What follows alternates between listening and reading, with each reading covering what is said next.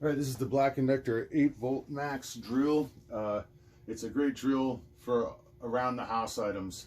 Anything you need to do around the house, this thing should cover it. It's only got 8 volts, so it's not super powerful enough where it's going to put extra torque on the household things you need to do. I don't know, kitchen cabinets, hang pictures, all that kind of stuff. It's not a heavy-duty construction drill. It's basically for around the house items. And it's really super lightweight right here. It's rechargeable. It's got the keyless chuck on it. You can switch bits real easy.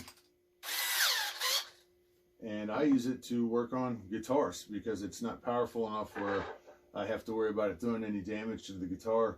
And it's just the perfect household item for me. And the best part about this thing is I bought this 6 years ago. I've dropped it, kicked it all over the place, and it's 6 years later, the thing still holds up great.